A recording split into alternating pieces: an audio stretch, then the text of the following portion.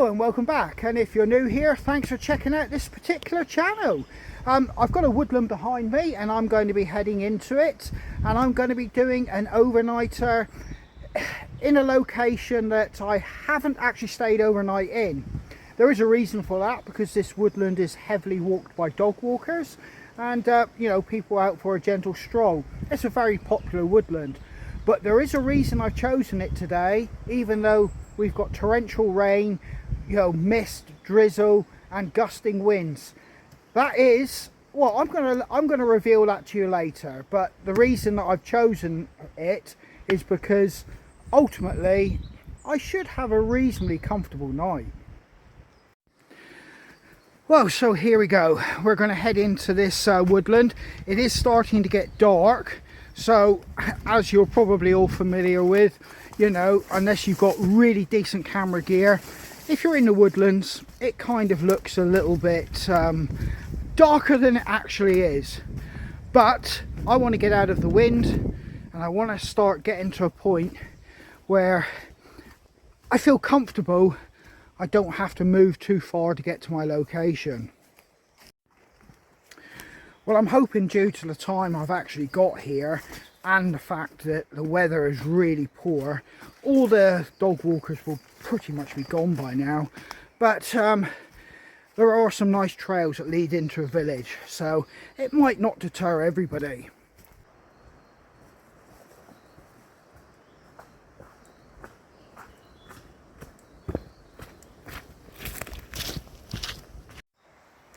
Right, first obstacle, get through this with a Bergen on the back, and that's proving to be a little bit of a tight squeeze.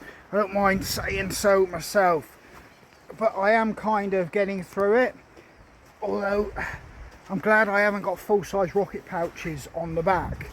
But yeah, I'm just going to pop in over a little area here, and I'm just going to show you something. I've showed it on another video, but it's always worth coming to have a little look.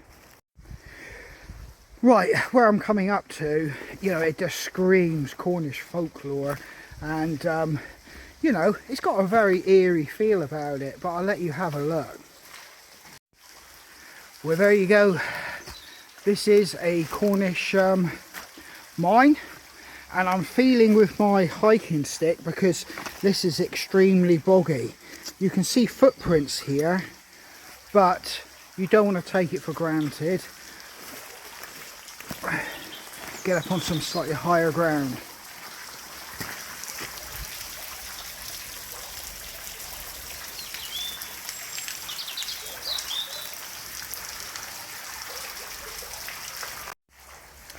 Now, you wouldn't even think about even trying to wade into that, because it's a mine shaft, so obviously it goes down, and on top of that it's flooded, you know, so, you know, it's just common sense. And I know I'm, you know, teaching people to suck eggs, but don't even mess about with these old mine shafts. Right then, guys, if you, the story goes, if you listen, you know, to mine entrances like this, you can hear the knockers working away down in the depths of the mine. Well, I'm not going to hang around and find out, because they might be pretty peeved off that their mine shaft is flooded. So you know, I'm going to make my way out of here and not bring any bad luck on myself.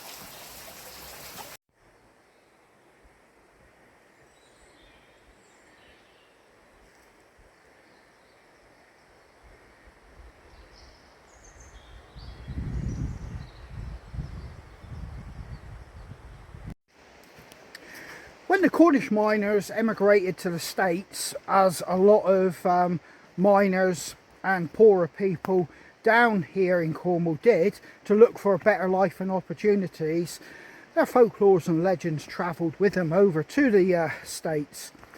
And the knocker took on the name that they called it, the Tommy knocker. Now, it's one of the same thing in essence, but yeah, the folklore and legends travelled with the Cornish wherever they went around the world.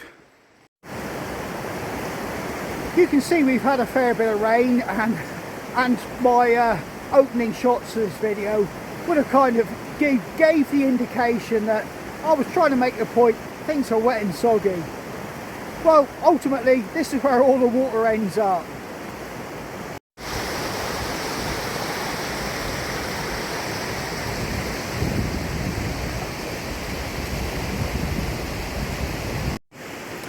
Now, I always state it's not about your budget, even where you are, you know, and who you are. You can always find a kind of adventure just to fill the soul and, you know, keep you going. You've just got to look for it and basically get out there and make it happen.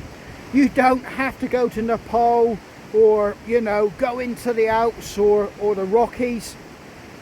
Just look for something that's got just enough just to keep you going and make you feel like you've had a small little adventure. And ultimately, you know, that's kind of a little bit of my philosophy. Look for a small adventure because that's where the big reward is. And no adventure is complete without a rope bridge over a raging river. This just screams adventure.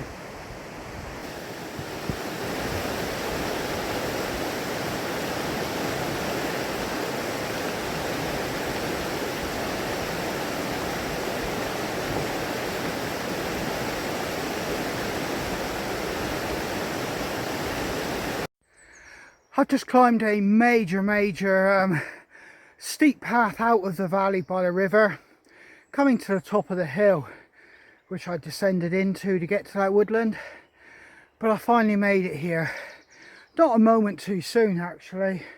Yet again, poor timing on my part. But in any case, let's have a look at what I got on offer. And there is home for tonight. Not the caravan, this particular wood shelter. Now, I'm really hoping the wind and the rain stay southwesterly or those directions, because in there I will have shelter from all those conditions, and I should have a really easy night of it.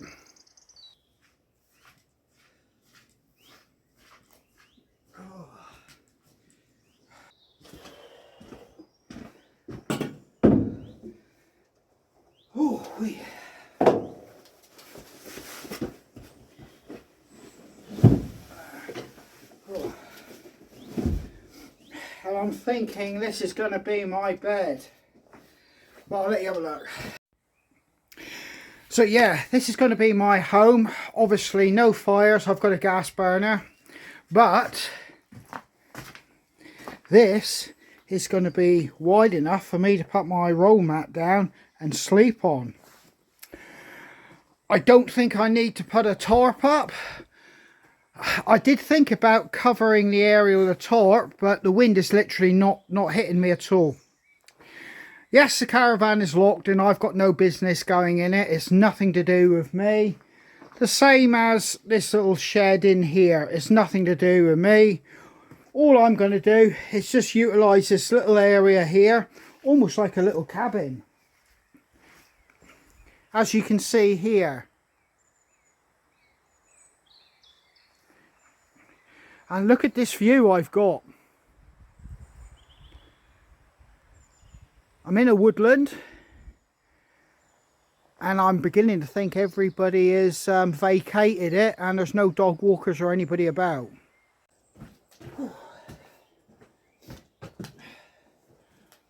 Kind of just getting set up a little bit here at the moment. I'm not going to strip everything down until I've got pretty much no light, but I'm just going to get a few things ready.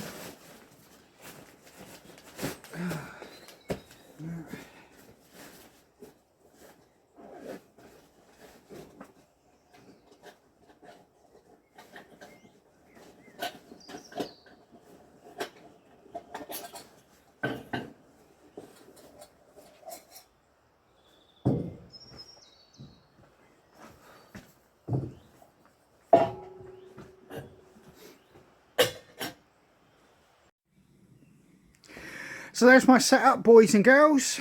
That's got all my admin and everything I'll need. I've got a few ciders. I've got a brew kit going, or will have a brew kit going. Torches ready. I've got waterproofs out. I don't know why I actually got them out, but they're there ready.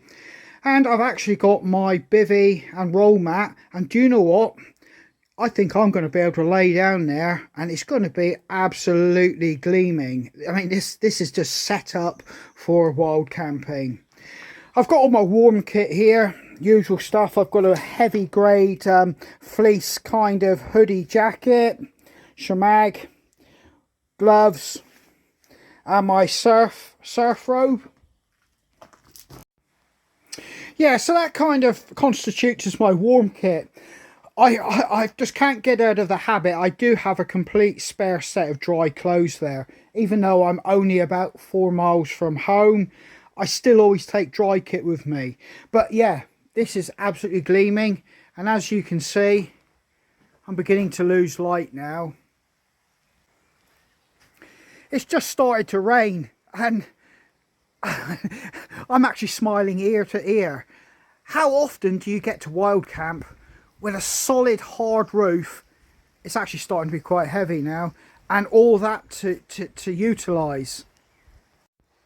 So I'm trying out the Strongbow Tropical. I'm not advocating drinking or the brand, but I'm trying it.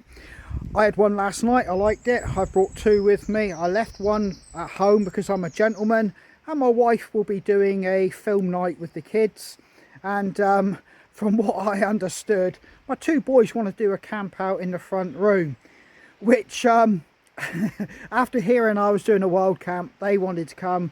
I kind of said it's a bit too much for them to do it this way, so they're doing it at home in the front room. Good luck, Jamie. So I've you know, put a bit of a lightweight waterproof jacket on, quite simply because it is spitting. I do have a wet back, incidentally, from humping that Bergen up that hill, and I've got a bit of a sweat. So I'm just kind of, I want to air that off in a moment. You know, you don't want to go into your bivvy with a wet t-shirt, because it will stay wet and you'll feel it all night. And that's what will keep you cold. I may actually get into some of my dry kit, because as you've seen, I've pretty much got 5-star accommodation so far as wild camping is concerned. But yeah, stunning location, no fire, like I've previously said.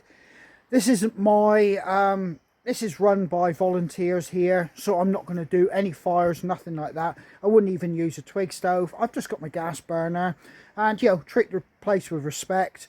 You know, I'm not going to be seen that I've been here. I'll be gone before anybody starts walking their dogs. And you might wonder, well, people will see this video. I can promise you the sort of people that are coming here, salt of the earth people, but they're not going to be watching any videos or YouTube videos, you know, in the name of wild camping anyway. So, you know, keep myself low profile. I've turned up late, there's nobody here, and I've done everything right. If I stay doing it right, you know, I may be able to come back here and get a summer one here. But hey, it's kind of like having your own little cabin in the woods.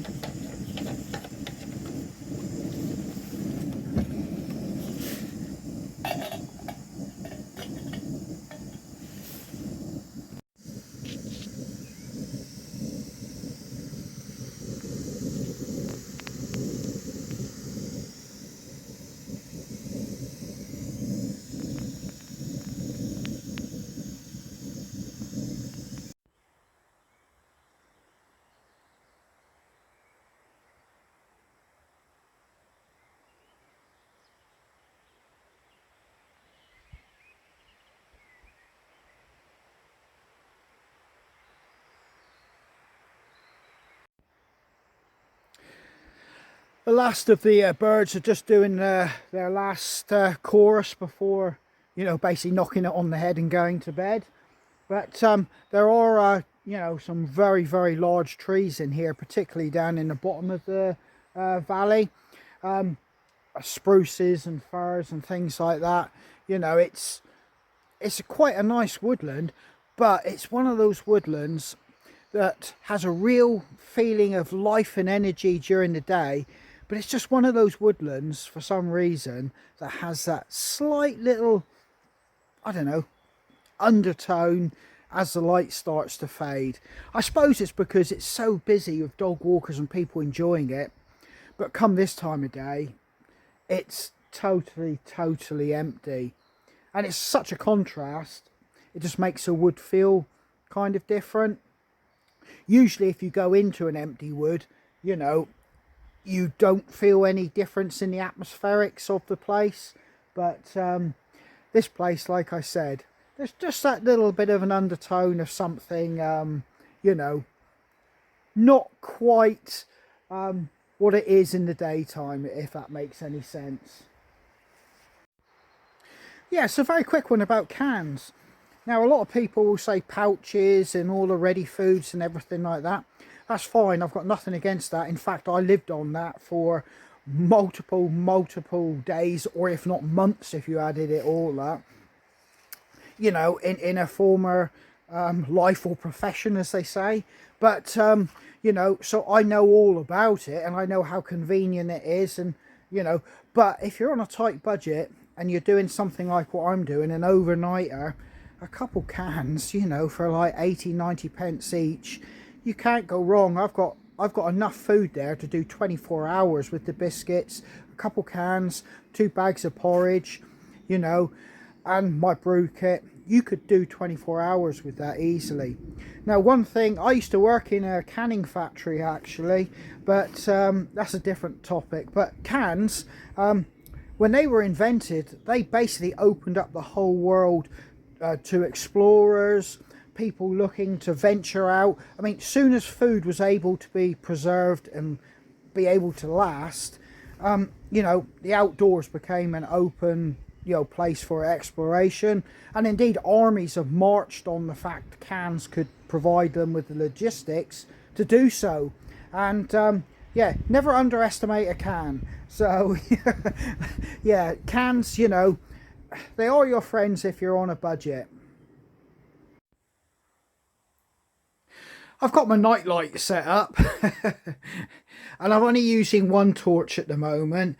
I don't know how long I'm actually going to stay up, to be honest with you. Without a fire to keep feeding and draw your attention and sap your mind away, where you just disappear into that space where you end up just daydreaming, you know, it might be worth just hitting the sack anyway. Well, I don't think my t-shirt and hoodie are going to dry off significantly for me to hit the sack. So I'm actually going to, you know, take them completely off. I'm not going to expose myself on camera to you guys, don't worry. But what I'm going to do is put some warm kit on, quite simply because that's how you get cold. You know, it's learning to administrate yourself when you're outdoors, which is the difference between it being enjoyable or not enjoyable. And ultimately, you know, in the worst case scenario, things go totally south, and you know, and it becomes a danger being outdoors. I know I'm damp, you know, experience tells me, you know, I've already told you I've brought a complete set of dry clothes, but I know my warm kit will suffice. So I'm going to just take this off.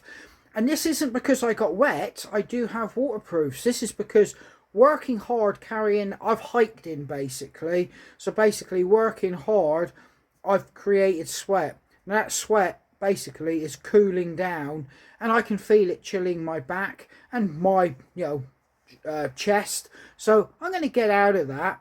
And if need be, you know, after I've had food tomorrow and, you know, breakfast, and I'm feeling warm and energized, what you would do is, you know, either put this on or make your way swiftly as an exit and get back to somewhere you could get yourself fully administrated, like with warm clothing, and get yourself warm. It goes without saying, you know, it all comes down to looking after yourself, understanding how things, you know, work when you're... Wild camping should be fun. It shouldn't be a chore. And you don't need mega expensive equipment, but what you do need is whatever you've got, utilize it properly, bring enough to allow you to enjoy the outdoors and also to do it safely. And you know, like I said, I'm feeling cold. I'm going to get some warm kit on. Right, I've taken my t-shirt off. You could probably just see sweat marks there. So, you know, I'm feeling lovely and toasty already. And my hoodie as well. It's feeling wet there, right on the back piece. But, no, that was, you know, like I was just saying, it makes all the difference. If you can make yourself comfortable, it makes it all a pleasure. So, yeah, that's my setup, and I'm just enjoying just chilling out now. Like I said, it would have been nice to have a fire, but no way under any circumstance would I even consider it here. I've got my waterproofs and everything there drying. And if I move out, it's raining quite hard now. Just see the trees there. Well, there's been a lot of fox activity outside mine just recently, and well, due to that, when we let the dog out evenings, the issue we do have is that obviously we back onto fields that run down into a valley, and at the bottom of that valley is a massive, huge woodland. If he went down there, we'd never find him. Well, ultimately, with all the female foxes out, you know, barking and howling and screaming, and you know, all their mating activity, you know, we can't let him out at evenings without, or late evenings, but the last time before going to bed, without monitoring him. And I was actually talking to a gentleman about that, and he said, yeah, he could hear it, and he was concerned about his dog as well. But I was talking to him saying a few years back, I showed my eldest son how to squeak a fox over. And that's basically where you mimic a rabbit that's either wounded or being taken as a prey animal. Now, it may not sound nice, but you can actually get a fox run pretty much up to you if you do it and you're hidden. And you basically got to make a squeaking noise, the same as like a wounded rabbit. And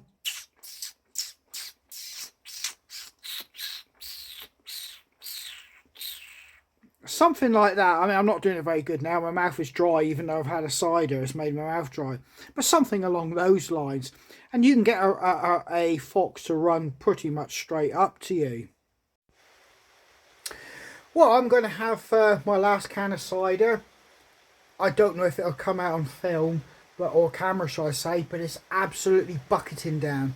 And it sounds absolutely heavenly. I'm warm and toasty again. I've got my bed here, roll mat, and do you know what? This is 5-star luxury, wild camping, and I'm loving it. I don't know if you can hear it. The rain is bucketing down, and the wind is going over the top, and I'm toasty. But yeah, I'm going to have this can of cider, and I'm going to do myself a cup of coffee. That's what I always do, bit of a routine, a cup of coffee before I go up to bed. Although I know a million people say that's the worst thing you can do, including my wife. But it's just something I've done all my life. And yeah, that'll be me. I'm going to climb into the sack and I'll catch you guys in the morning.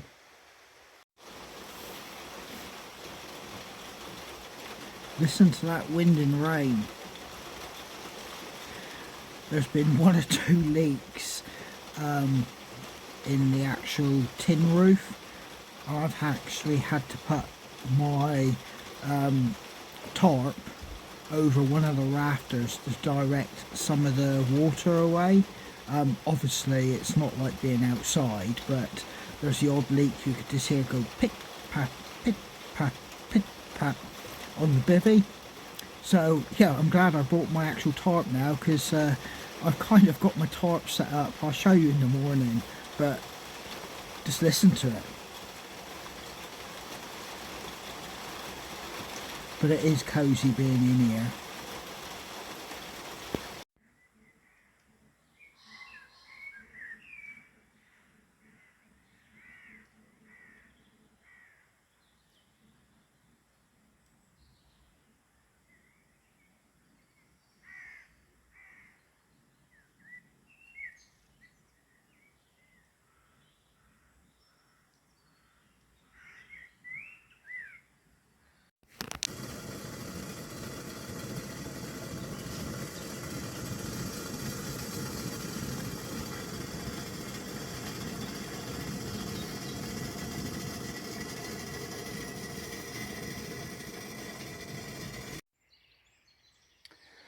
Well, as you can hear, all the birds are singing.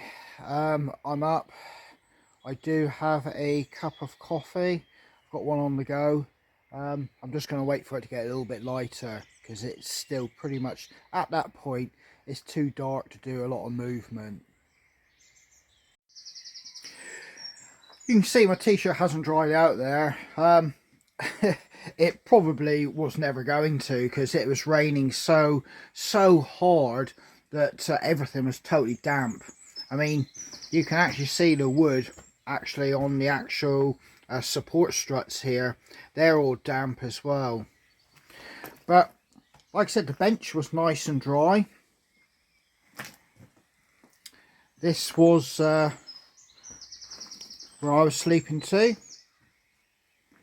As you see, I've put my Bergen up there as a back and headrest. There's my bivvy. I've got my waterproof jacket on a minute.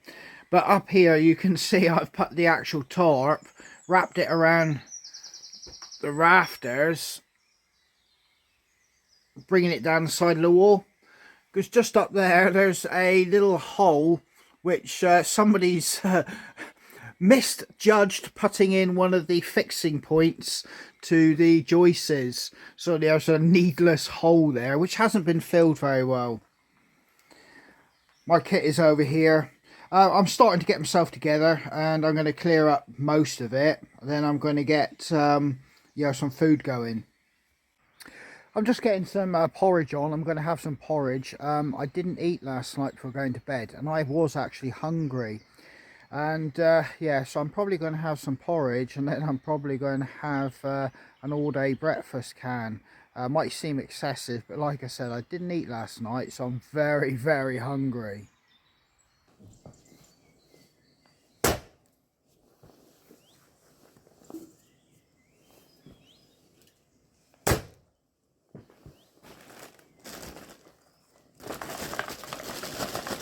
Take all your rubbish home with you.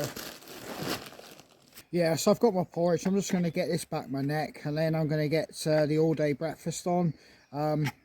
You know, this will kind of set me up, but I just want something a little bit more, because I've got to hike my way out of this woods, and then if I'm lucky, I might be able to get a lift to get back home. If not, I'm on my own 2 feet hiking back to my own front door. But you know, hey ho, we'll see how that pans out. Right, it's getting reasonably light now. I'm going to be having a sausage and beans as basically my main. And if you've done any outdoor activity, I don't care if you're eating pouches, cans, or you're eating out of a mess hall or cook hall, you know, sausage and beans pretty much comes as almost the standard for a breakfast. So yeah, you know, you can't go wrong. I was actually going to have the mac and cheese. I thought that might sit a bit better with the porridge, but do you know what? It just wasn't swinging it for me. Sausage and beans. There we go. Get it in now. It's got to come out like a lump of lead, I should imagine. I don't know. It's not too bad. You're not going to get a load of sausages. There's probably only 4 or 5 in there, but it'll be just enough. Right, it's pretty much done there, but there's more sausages than I thought. There's 1, 2, 3, 4, 5, 6, 7. Lucky boy. How wrong can you be? But anyway, you know, winner, winner, you know. So, yeah, I'm going to get this down my neck.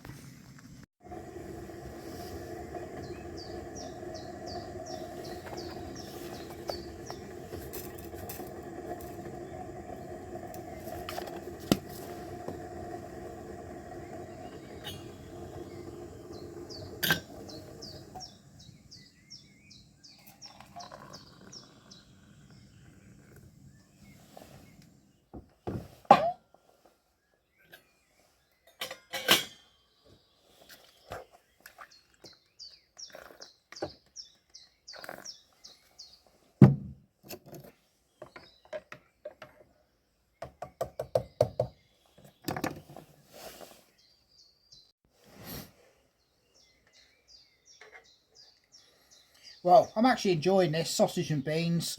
Like I said, I've had this sort of thing countless of times in the outdoor environment, and it's a taste I just didn't, you know, actually, you know, associate with being out. So at about 3 o'clock, the skies went completely clear. You could see the stars. I had to get up and go toilet, but it was murderously cold, absolutely freezing then. I couldn't wait to get back in my bivvy. But then it just opened up again, started raining. It is actually at the moment beautiful clear skies. I'm just finishing up this coffee and then I'm getting out of here. One dog walker has just gone past. All my kit is away, as you can see. So, you know, it just looks like I'm hiking through. So I'm going to get out of here now. So, you know, let's get it done.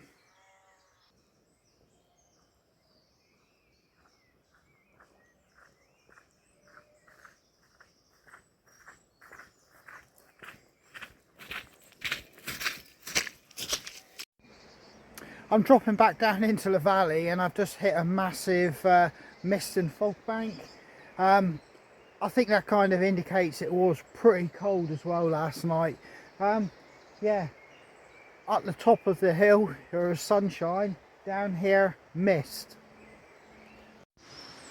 Well, this is the perfect opportunity to conclude this episode or video, and I'd just like to say thanks for coming along on that wild camping session with me, and I thoroughly enjoyed it, and boy was I glad for that shelter when all that rain came in. It did drop off the temperatures and I did feel a little bit chilly at one point there at about 3 or 4, but you know, we've done it, we've got through, and I'm heading off home now. So yeah, I hope to catch you guys again on the trail. This is Andy from Hidden Valley Footpaths. Stay safe, take care.